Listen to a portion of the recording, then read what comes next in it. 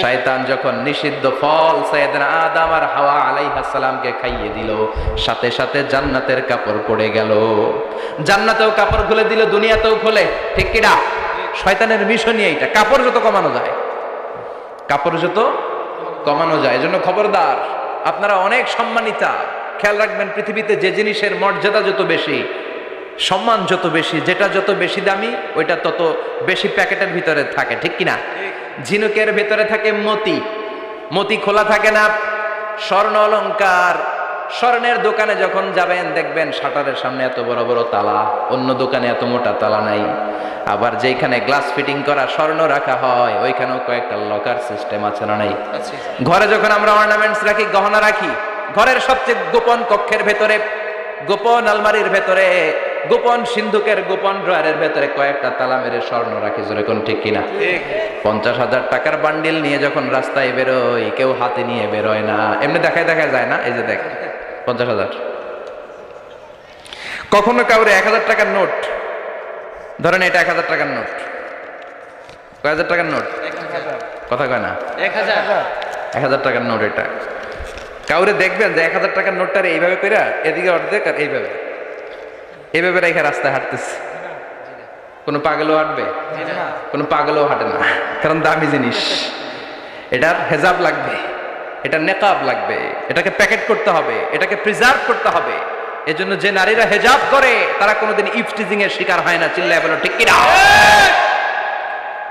হেজাব যারা করে তারা বিপদে পড়ে না, কারণ হেজাব করলে এক একটা নারীকে জান্নাতের হুর পরীর মতো লাগে। ঠিক কিনা? সম্মানে মাথাটা নিচু হয়ে আসে, তাকাতে গেলেও ভয় লাগে। আল্লাহু আকবার! কি সম্মান আল্লাহ দিলেন! এজন্য আমার মায়েরা বোনেরা, আপনাদের সম্মান রব্বুল আলামিন হেজাবের ভেতরে রেখেছে। হেজাব হচ্ছে আপনার সিকিউরিটি। হেজাব কি? এটা আল্লাহর দেয়া আপনার জন্য সিকিউরিটি। আপনি আপনার সিকিউরিটিকে নষ্ট করতে পারবেন? এজন্য ইসলাম বলে, খবরদার, নারী যদি কোনো দূরের জায়গায় সফর করে, দূরের রাস্তায় সফর করে, নারী যেই তো সম্মানিত, একা একা কোনো নারী যেতে পারবে না। সিকিউরিটির দরকার আছে না নাই? বডিগার্ডের দরকার আছে না নাই?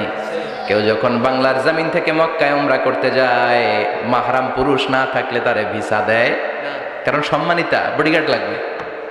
জানেন এটা? মাহরাম পুরুষ যদি না থাকে, এই মাহরাম হচ্ছে বডিগার্ড। মাহরাম পুরুষ না থাকলে উমরার ভিসা হয় না, হজের ভিসা হয় না, কারণ লম্বা সফর, আর যে সফর করবে সে সম্মানিতা। সম্মানিতা নারীর জন্য সিকিউরিটির দরকার আছে না নাই? বডিগার্ড লাগবে কি লাগবে না? কি সম্মান ইসলাম আমাদেরকে দিল, বুঝলামই না আমরা। আপনাদেরকে প্রোটেক্ট করার জন্য, আপনাদের সিকিউরিটি এনশিওর করার জন্য আল্লাহ তাআলা হেজাবের বিধান দিয়েছে। চিল্লায় পড়েন সুবহানাল্লাহ। এজন্য নারীর সম্মান, নারীর মর্যাদা রব্বুল আলামিন হেজাবের ভেতরে দিয়েছে। আবার নারীর মধ্যেও হেজাবের তারতম্য আছে না নাই? যাদের বয়স বেশি তাদের হেজাব কম, যাদের বয়স কম তাদের হেজাব বেশি। সুবহানাল্লাহ! কি ব্যালেন্স!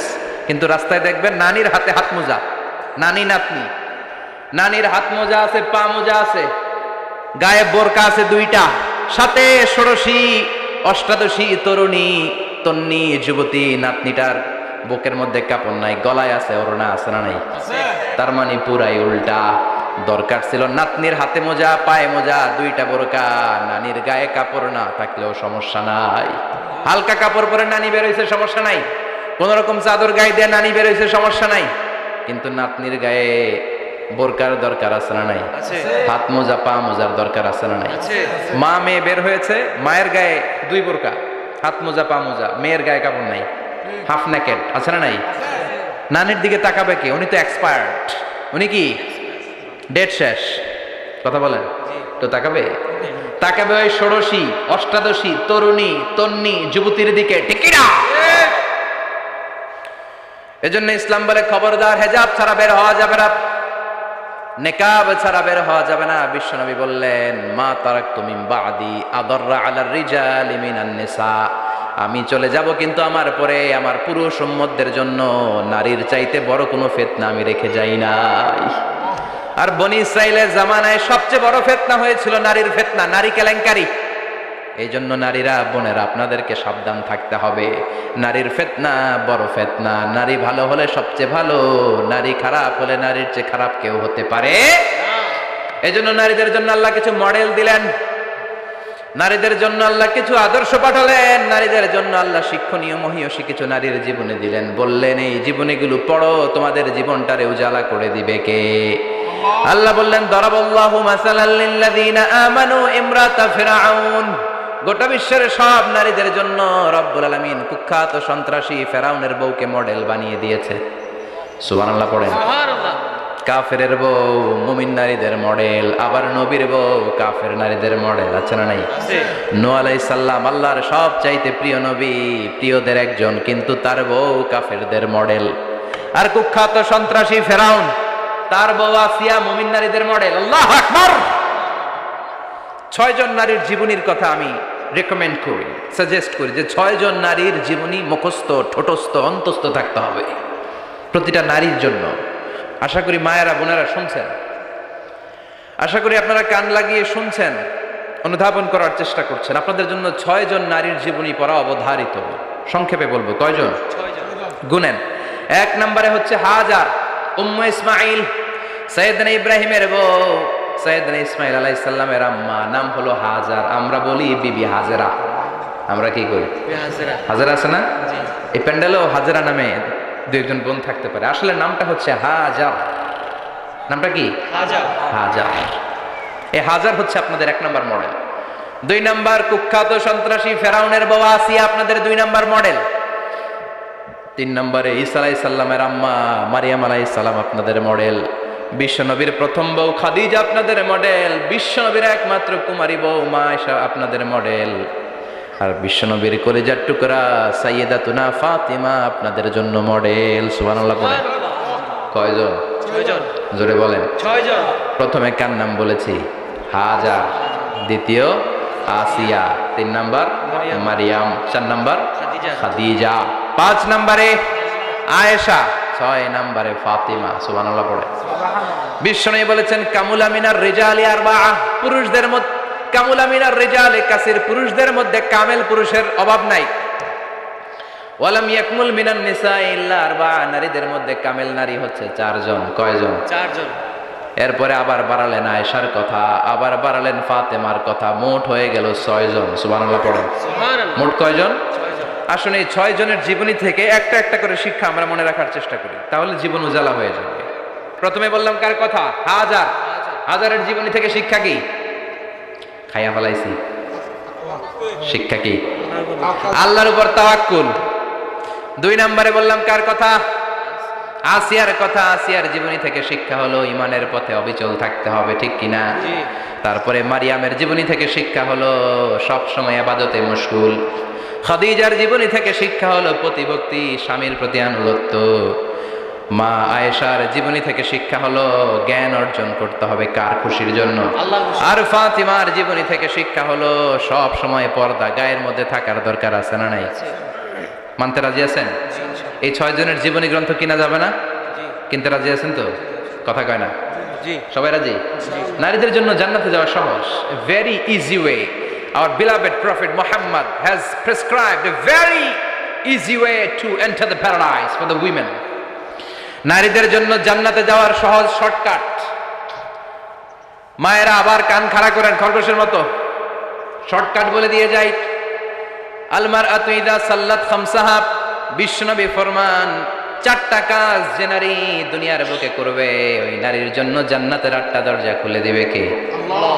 1 নম্বর আল মারআতু ইযা সাল্লাত খামসাহা, 5 ওয়াক্ত নামাজ যে মেয়েরা পড়বে, সামাত শাহরাহা, যারা রমজানের রোজা রাখবে, আতাআত বালাহা, স্বামীর আনুগত্য করবে, হাফিজাত ফুরুজাহা, লজ্জাস্থানের হেফাজত করবে।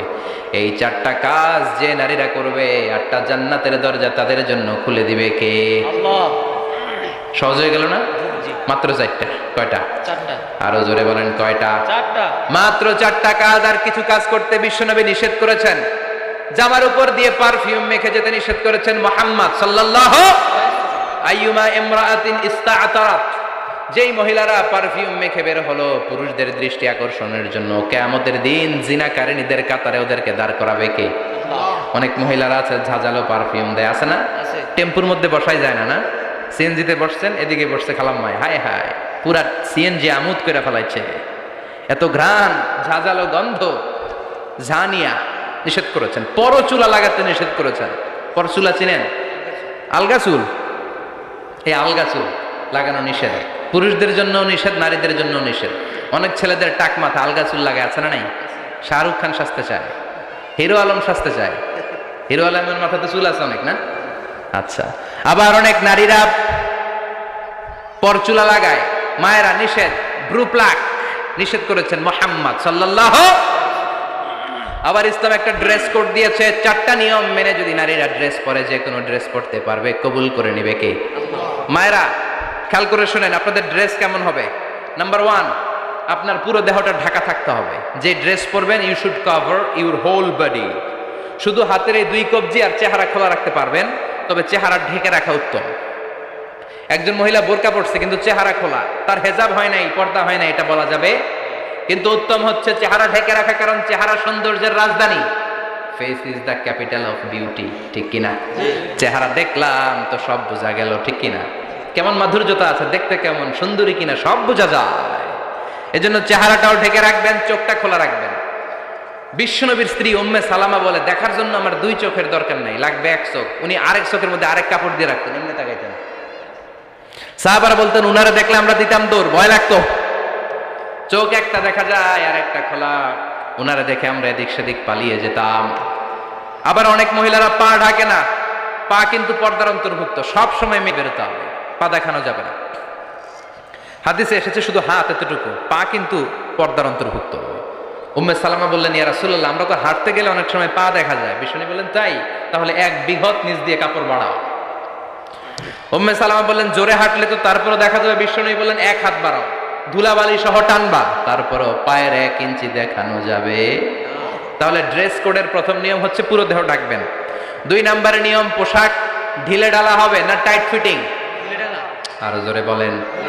আছি আমরা কোন জামানায়, লাজ শরম গেছে হারায়, পাতলা শাড়ির বাহার, পাখি ড্রেস লেহেঙ্গা, পোশাক দেখে নারীর লাজে মরে যাই, হায় হায়। আছি আমরা কোন জামানায়, লাজ শরম গেছে হারায়, ঠিক কিনা? লাজ শরমের বালাই নাই। ঢিলে ঢালা হবে, টাইট ফিটিং হতে পারবে না। মোটা কাপড়ের হবে, এই যে আমার জুব্বা দেখছেন, আমি মহিলাকে পোশাক করে ফেলেছি কিন্তু হারা পড়ে না, এরকম মোটা হবে, মোটা কাপড়, কিচ্ছু দেখা যায় না, বাইনোকুলার দিয়েও দেখা যাবে না। আবার ঢিলে ঢালা আছে না নাই? আমরা পুরুষরা যে এটা পরি, এটা দিয়ে 3 মহিলার কাপড় হয়, ঠিক কিনা? কাপড় পরতে চায় না তারা, ওদের পোশাক আমরা নিয়ে নিচ্ছি। তার মানে ঢিলে ঢালা হবে, মোটা কাপড়ের হবে, টাইট ফিটিং হতে পারবে। আবার পুরুষদের পোশাক হতে পারবে।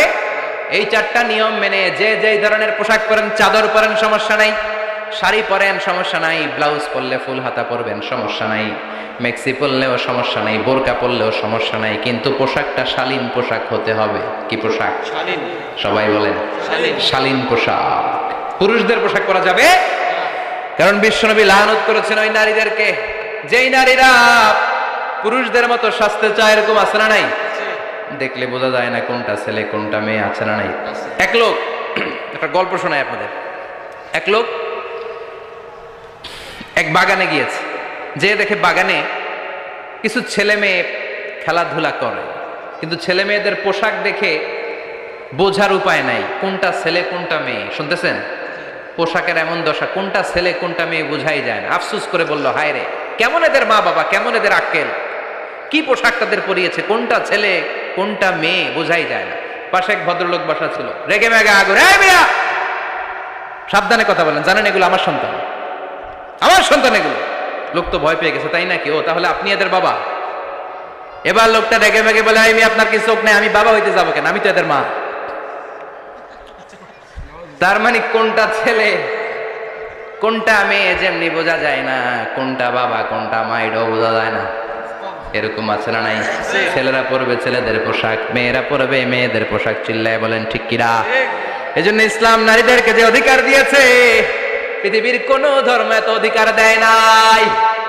ইসলাম যে মর্যাদা আপনাদেরকে দিয়েছে, আর কেউ দিয়েছে নাকি? ইসলাম বলে প্রথম সন্তান কন্যা সন্তান হলে ঘরের মধ্যে বরকত আছে না নাই? মিন বারাকাতিল মারআতি তাবকিরুহা বিল ইনাস। একটা মেয়ের মধ্যে বরকত বেশি না কম কেমনে বুঝবেন? তার প্রথম সন্তান যদি মেয়ে হয় তাহলে বুঝবেন এই মেয়েটা বরকতওয়ালা মেয়ে। এই মেয়ে আপনার জীবনে অনেক কিছু নিয়ে আসবে, সুবহানাল্লাহ কইতে পারেন না?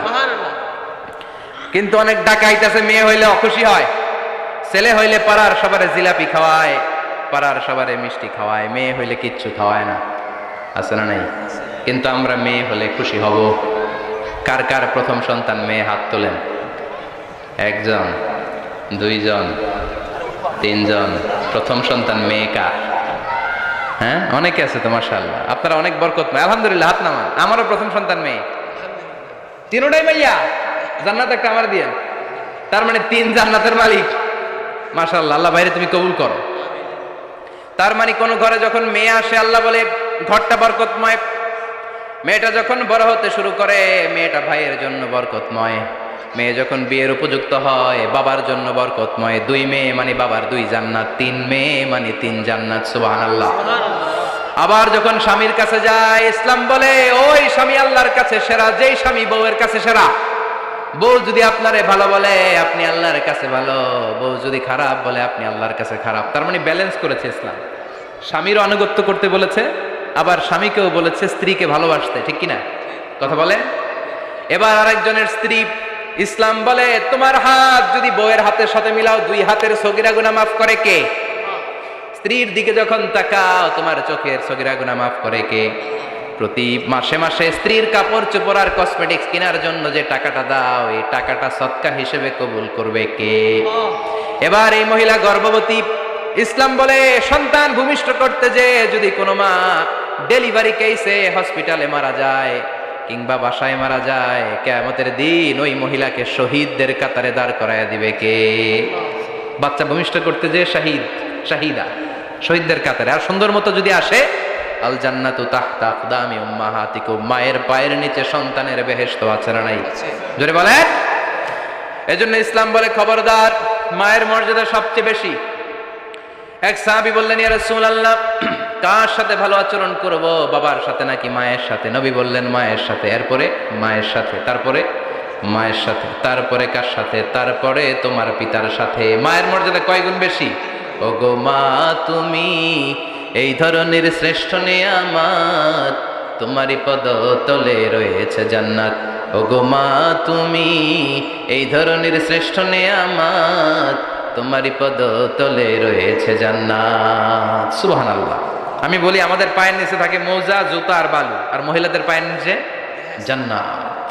এই পৃথিবীটারে 1000 বার বিক্রি করলে জান্নাতের একটা চেয়ারের দাম হবে না। সুবহানাল্লাহ পড়ে।